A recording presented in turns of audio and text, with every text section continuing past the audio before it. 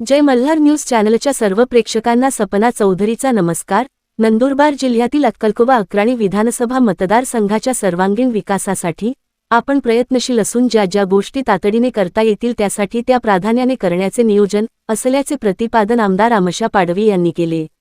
सन 2024 ते 25 या आर्थिक वर्षात वार्षिक नाविन्यपूर्ण योजनेतून पाणी टंचाई निवारणासाठी अक्कलकोवा तालुक्यातील ग्रामपंचायतींना मंजूर झालेल्या 30 टँकरचे वितरण आमदार आमशा पाडवी यांच्या हस्ते करण्यात आले।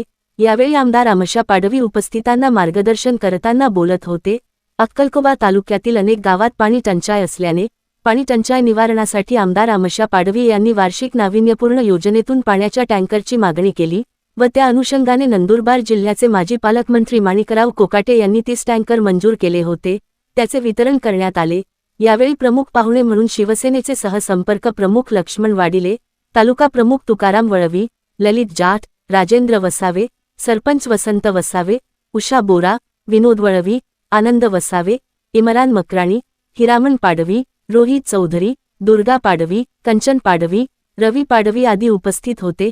याप्रसंगी लक्ष्मण वाडिले, हिरामण पाडवी, ललित जाट, कंचन पाडवी, ज्योती तडवी, दुर्गा पाडवी, रवी पाडवी आदींनी मनोगत व्यक्त केले। कार्यक्रमाचे सूत्रसंचालन रवींद्र गुरव यांनी केले, तर उपस्थितांचे आभार सुधीरकुमार ब्राह्मणे यांनी मानले। कार्यक्रमाला सरला वळवी, नीता माळी, संध्या पाटील, छाया वळवी, मथुराबाई पाडवी आदी उपस्थित होते। पाणी टंचाईच्या निवारणासाठी ग्रामपंचायतींना पाण्याचे टँकर मिळाल्याने गावांना मोठा दिलासा मिळाला आहे। अक्कलकोवा प्रतिनिधीसह सपना चौधरी, जय मल्हार न्यूज नंदुरबार।